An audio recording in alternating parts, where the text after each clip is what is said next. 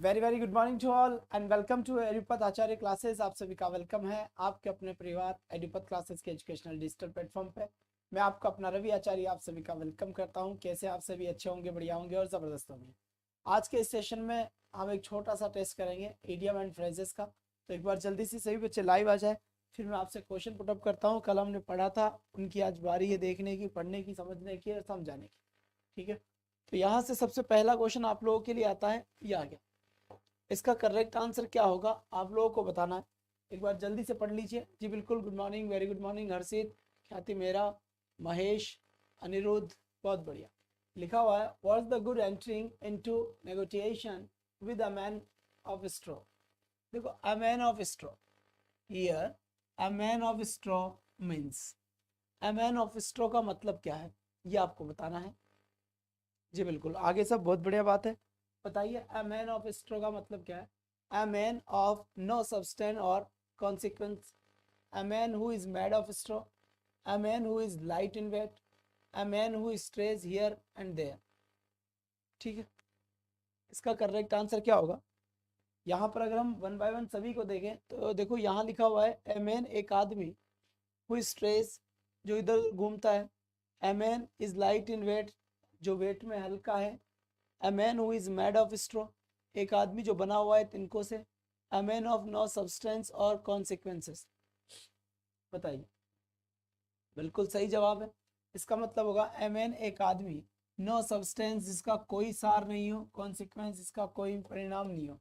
ठीक है, ये आंसर बिल्कुल सही है इसका।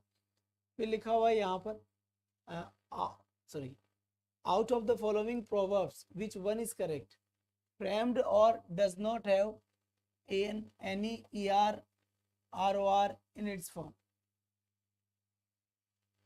चलो, एज यू शो, बताओ इनमें से कौन सा सही है। जल्दी से बताओ बेटा, इनमें से कौन सी चीज करेक्ट है। हाँ जी, आ जाओ जल्दी से। करेक्ट आंसर क्या होगा इसमें। As you sow, you you shall so reap, a stitch on time sevens nine, birds of feather together flock, make है while the sunshine shine। इनमें से कौन सी सही है। ठीक है, तो सबसे पहले यहाँ पर देखिए, अगर मैं बात करूँ कि इनमें से कौन सी सही है, तो यहाँ पर देखो ये जो लिखा हुआ है as you sow so you shall reap, यहाँ पर शो नहीं आया, जबकि यहाँ पर क्या आता है, शो आता है, इसलिए ये गलत है। अब समझ में, इसलिए क्या है ये गलत है। चलो जी, क्लियर हो गई बात। तो यहाँ पर क्या आएगा आपका, सो आएगा, यहाँ सो रॉन्ग है।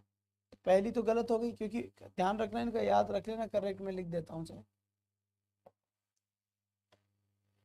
जो करेक्ट होती है वो होती है as as you sow so shall you reap, ये इसका करेक्ट है। दूसरा देखिए यहाँ से,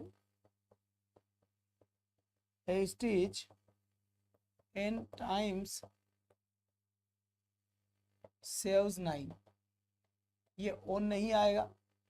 ठीक है, इसके बाद फिर यहाँ से देखिए, बर्ड्स ऑफ अ फीदर, यहाँ पर ए आएगा, तो इसमें इसकी गलती थी, इसमें इसकी गलती थी, इसमें इसकी गलती। डी ऑप्शन बिल्कुल करेक्ट है। मैक है वाइल द सनसाइन, अवसर का लाभ उठाओ। ठीक है बेटा, हिंदी अर्थ, प्रोवर्ब्स की हिंदी अर्थ का ही काम की होगी, ये तो तुक्के लगाओ आप इसमें से। तुक्के का मतलब मीन समझ लो, जैसा तुम बोओगे वैसा तुम पाओगे। A stitch no time saves nine, birds of feather together flock, चोर चोर मोसेरा भाई हो गया। मैक है वाइल द सनसाइन, अपॉर्चुनिटी मिलने पर पूरा लाभ उठाओ। A stitch on time saves nine, समय परिस्थिति के लिए भी सेव करके रखो। Choose the correct meaning of the hidden feeling under the weather.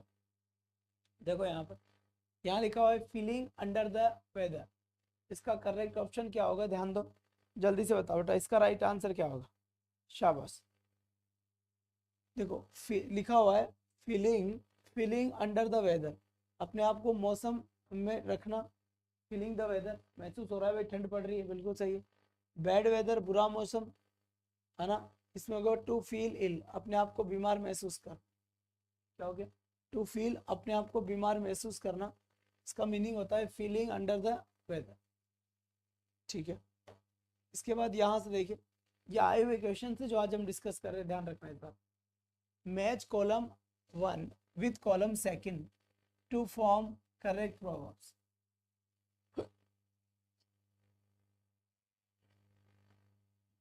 Sorry, एक मतलब 1 2 3 और 4, आधा तो ये है, आधा ये है।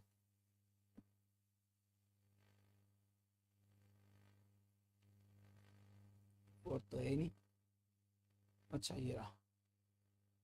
ए leopard, every cloud, don't cry, jack of all trades. देखो, डोंट क्राई, फिर यहाँ देखो ओवर स्पेल्ट मिल्क, मतलब दूध बिखरने के बाद, दूध फैलने के बाद पछताने से कुछ नहीं होता। तो don't cry over spilt milk, तो भाई तीसरे में फोर्थ नंबर आएगा, देख लो। तीसरे में फोर्थ नंबर है, तीसरे में सेकंड नंबर है, तो ये वैसे ही गलत है। यहाँ पर देखो तीसरे में कौन सा नंबर है? थर्ड नंबर है, ये वैसे ही गलत है।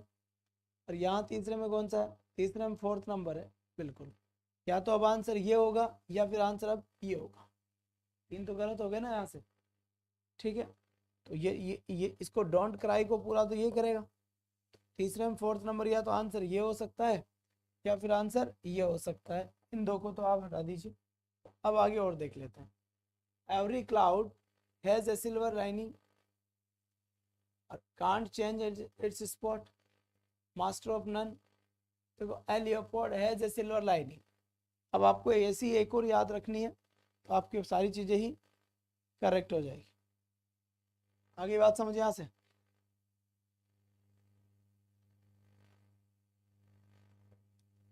देखो number, A leopard can't change its spot, जो एक तेंदुआ होता है वो अपने स्पॉट नहीं बदल सकता, जो बॉडी के ऊपर धब्बे होता है।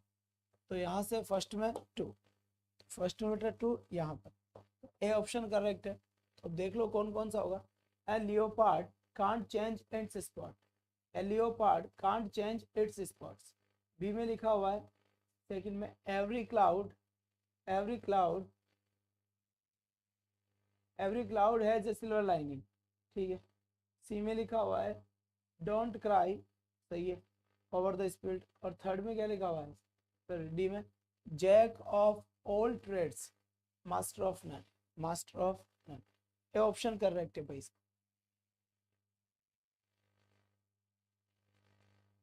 हाँ तो बेटा थोड़ा बहुत अलग अलग भी आएगा उनमें से, नहीं है तो ये तो देखना पड़ेगा ना अपने को। ग्राम सेवक में आया हुआ क्वेश्चन है लास्ट टाइम, तो ये आपको कुछ कुछ याद रखना है।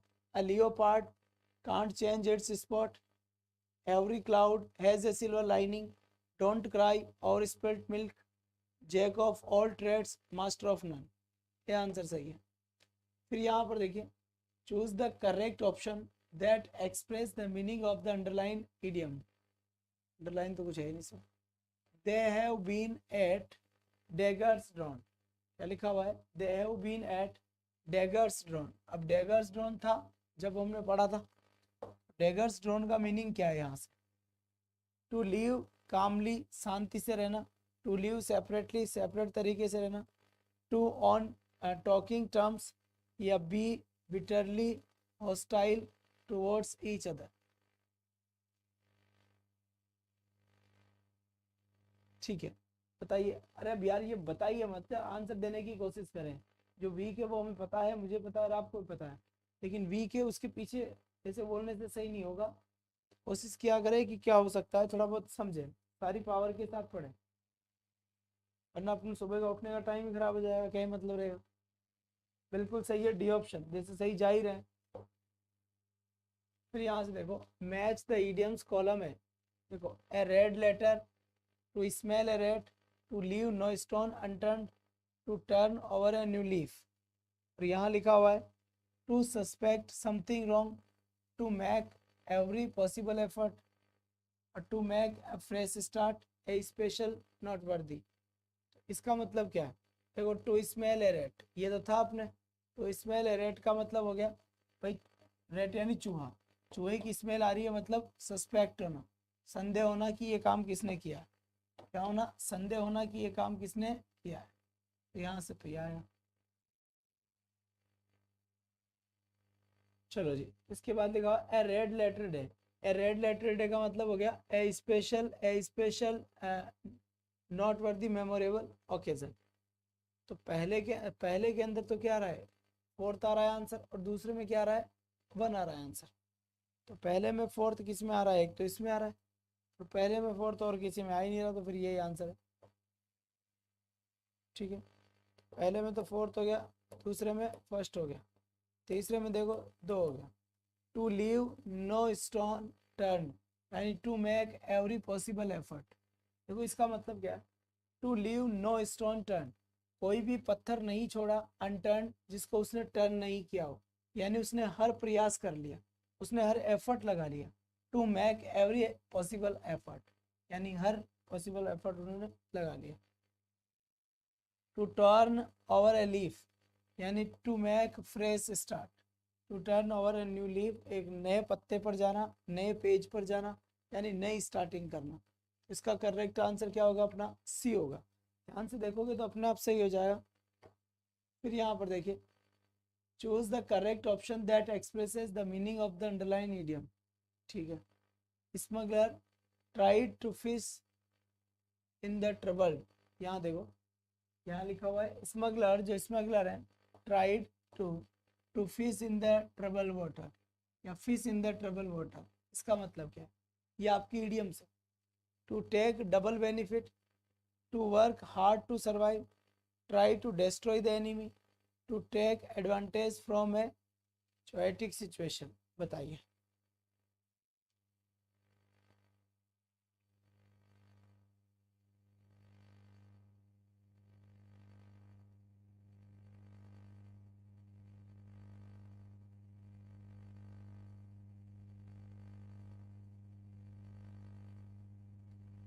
बिल्कुल सही बात है, to work hard to survive. A man of straw, वापस इसका मीनिंग बता दे। A man no substance, a very active person, ए वर्दी फेलो, ए रीजनेबल पर्सन। बिल्कुल सही है, इसका करेक्ट आंसर होगा a man of no substance. A option बिल्कुल करेक्ट है। इसके बाद यहाँ से देखिए, give meaning of idiom. Cry wolf, चिल्लाना भेड़िया आया भेड़िया आया। टू गिव फॉल्स अलार्म, ठीक है, और टू वर्क हार्ड नहीं बेटा। To have no result, to give false alarm, to refer to emphasize. Cry wolf, to give false alarm. At loggerheads, ये तो आया था आपने, ठीक है। Loggerheads, to be at strife, none of these very happy together. बताइए अब।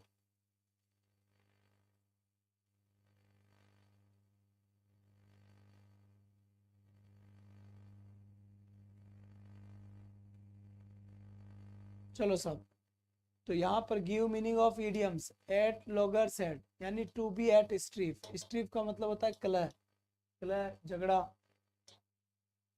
यहाँ पर देखो, एट वंस विट्स एंड, देखो विट्स का मतलब होता है बुद्धि। क्या होता है इसका मतलब? बुद्धि होता है।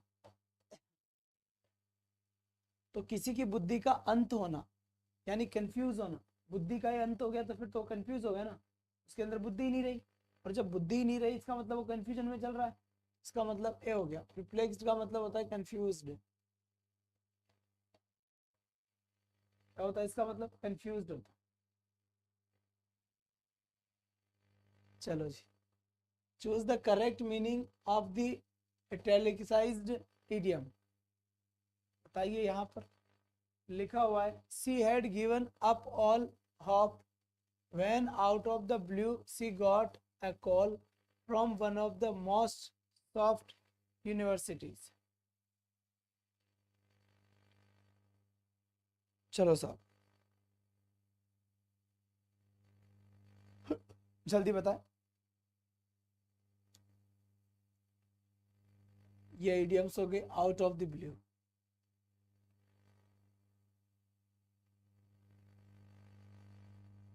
आंसर नहीं आ रहे हम पे। तो देखो आउट ऑफ द ब्लू इसका मतलब होता है अनएक्सपेक्टेडली। क्या होता है अनएक्सपेक्टेडली, कुछ नई, देखो पुरानी का आंसर दे दीजिए और नई सीख लीजिए, सबसे अच्छी बात है। अनएक्सपेक्टेडली का मतलब हो गया out of the blue. Out of, देखो आउट ऑफ द ब्लू यानी ब्लू से बाहर, यानी इसका मतलब हो गया बिना आशा के, अनएक्सपेक्टेडली, बिना आशा के।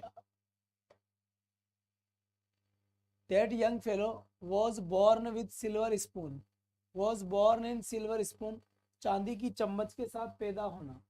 इसका करेक्ट आंसर क्या होगा? born in wealth and luxury, to be very active, refuse to yield, have a spoon in mouth when born। गलत है तो धनवान, वेदर एंड लग्जरी लाइफ को जीना, ये आंसर बिल्कुल सही है यहाँ पे। इसके बाद देखिए you are a daggers drawn. Daggers drawn का मतलब क्या था? डेगर्स ड्रॉन का मतलब हो गया स्ट्रेंथ रिलेशंस, फ्रेंडशिप हो गया, friendly each other, helpful to each other. Strength relation यानी कड़वाहट भरे रिश्ते, एनिमिटी। फिर लिखा हुआ है no pain no gain, you have to work for what you want, wait for the right time, take care of your pain, don't harm others. No pain और no gain, अगर तुम्हें पेन नहीं हुआ तो तुम गेन भी नहीं करोगे। कुछ पाने के लिए कुछ खोना पड़ता है, इसका मतलब you have to work for what you want, अगर जो भी तुम चाहते हो उसके लिए तुम्हें काम करना पड़ेगा। तो ए आंसर हो गया। To avoid talking about it's important, the idiom which is best expresses about meaning. To avoid talking, चलो बेटा इसका आंसर जल्दी से बता दीजिए।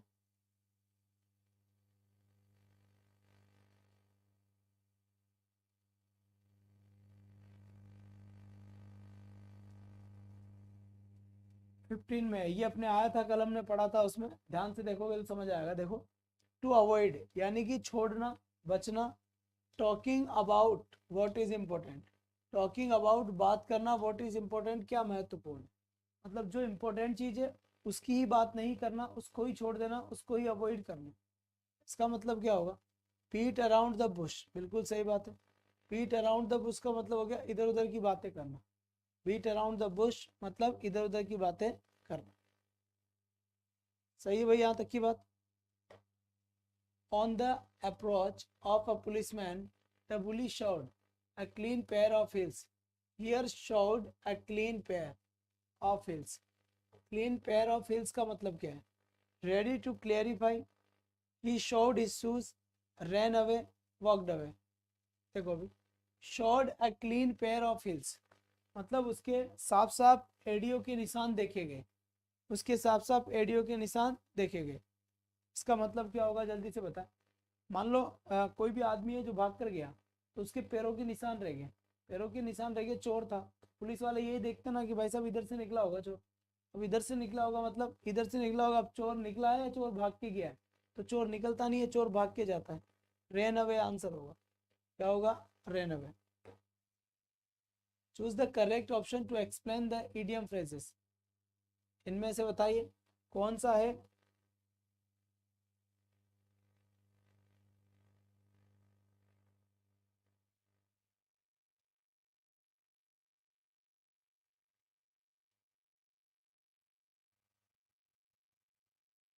जल्दी बताओ भाई।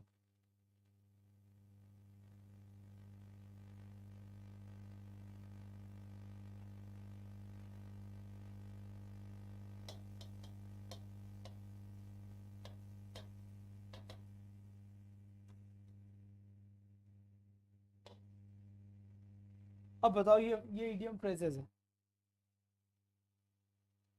जल्दी बताओ इसका आंसर क्या होगा? जल्दी जल्दी फटाफट फटाफट, बहुत बढ़िया बात है। To have a dig at कर दो ना, to have a dig at. To have a dig at का मतलब क्या है?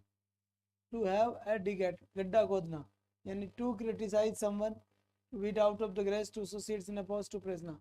टू क्रिटिसाइज, यहाँ पर अगर ये है to give a dig at, किसी को गड्ढे में डालना, डिग यानी गड्ढा खोदना होता है वैसे। तो यहाँ पर हो गया टू क्रिटिसाइज समवन, किसी की आलोचना करना। क्या करना, किसी की आलोचना करना। Bye fits and starts, bye fits and starts का मतलब क्या है, जल्दी आंसर दो भाई।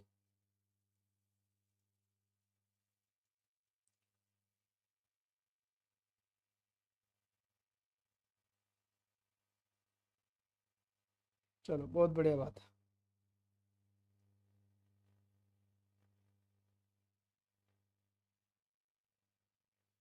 बाय फिट्स एंड स्टार्ट यानी इरेगुलरली हो गया, इसका मतलब इरेगुलरली हो गया, बिल्कुल सही है। टू कम टू लाइट, किसी भी चीज को लाइट में लाना। टू डिस्क्लोज करना, शो करना, बताना। तो टू लाइटेंड हो गया, टू शो हिडन एंगर हो गया, टू रिवेल यानी प्रकट करना, यही है बेटा। रिवेल का मतलब होता है प्रकट करना।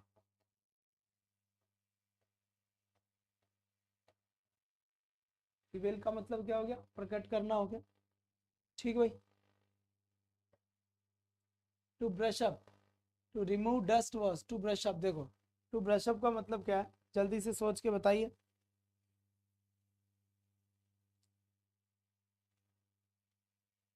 किसी भी चीज को ब्रश अप करना, तो ठीक करना, नया करना। तो टू रिन्यू, नया करना हो गया। To break the ice, to be a strong person, to warm up something, to break an awkward silence, to carve out a passage in the mountains। चुप्पी तोड़ना, इसका मतलब to break an awkward silence, जो एकदम से शांति थी उसको तोड़ना, यानी सी। From his attitude, it is clear that he wants to pay off all scores. He want to pay all scores. To pay off all scores का मतलब क्या है, to have his revenge, to pay the money, to score marks, settle new matters। settle new matters लिखा हुआ है, जल्दी बता।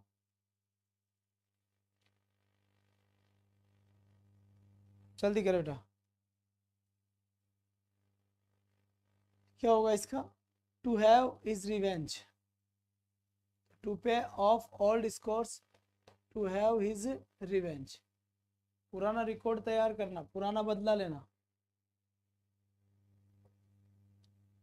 Giving oneself airs, giving oneself airs, किसी को हवा में ले जाना। Out of his mind, behaving arrogantly, ready to act, disorder of confusion. Disorder of confusion बताया भाई।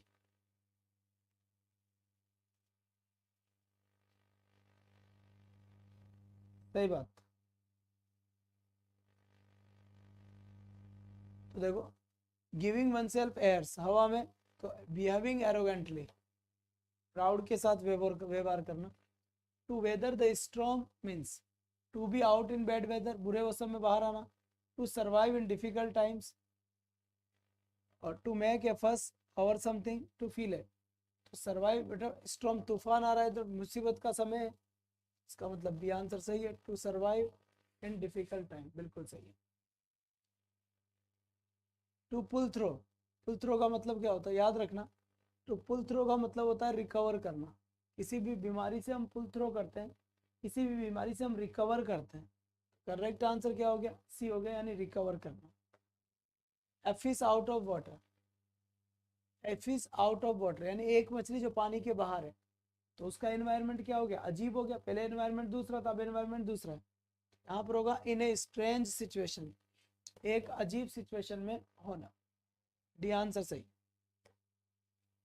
फिर यहाँ पर देखें, हाँ जी, ए वाइल्ड गूस चेज, जंगली नेवले का पीछा करना, ऐसे मान लीजिए।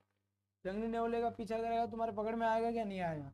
यूजलेस एंटरप्राइज यानी व्यर्थ में ही प्रयास करना। यूजलेस एंटरप्राइजेस का मतलब क्या हो गया, व्यर्थ में ही प्रयास करना, इसका मीनिंग है। चले भाई आगे, बहुत बढ़िया। तो व्यर्थ में ही प्रयास करना।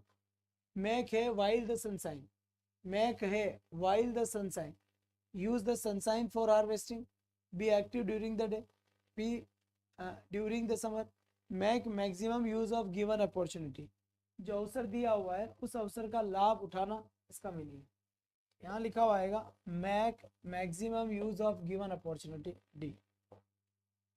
To bank upon, to bank upon to bank upon का मतलब होता है किसी के ऊपर डिपेंड होना। क्या होता है? किसी के ऊपर डिपेंड होना इसका मतलब होता है। बहुत बढ़िया बात है बेटा, किसी के ऊपर डिपेंड होना इसका मतलब होता है। टू बैंक अपॉन यानी डिपेंड की बात करता है, तो डी ऑप्शन हो गया। ठीक है सब। इसके बाद देखो, needs of the hour means, needs of the hour मतलब आवश्यकता का समय। Most essential requirement, the requirement at a given time, a dire necessity, a due necessity। तो the requirement at a given time, जल्दी से बताओ भाई।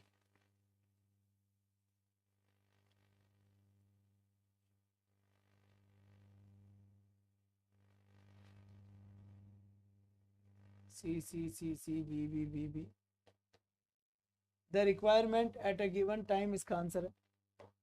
इसके बाद देखिए, the directors of the company put their heads together to solve, put their heads together इसका क्या मतलब क्या है? Put sorry, put their heads together to solve the problem, consulted one another, fail to understand, listen to each other या run away. Put their hands together अपना सबके सिरों को एक साथ रखना, इसका मतलब क्या है?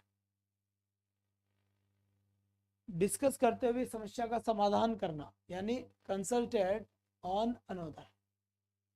आगे यहाँ तक की बात समझ। बाकी क्लास हम लेंगे बेटा कल। तो कल क्लास का टाइम सुबह का नहीं होगा, कल क्लास का टाइम होगा तो सुबह का, लेकिन लेट का होगा, 8 बजे के आसपास का इवेंट लग जाएगा, आपको आइडिया हो जाएगा। ठीक है, क्योंकि कल संडे है, थोड़ी सी क्लास भी देख लेंगे। तो आज के लिए बस इतना ही। That's all for today. Thank you.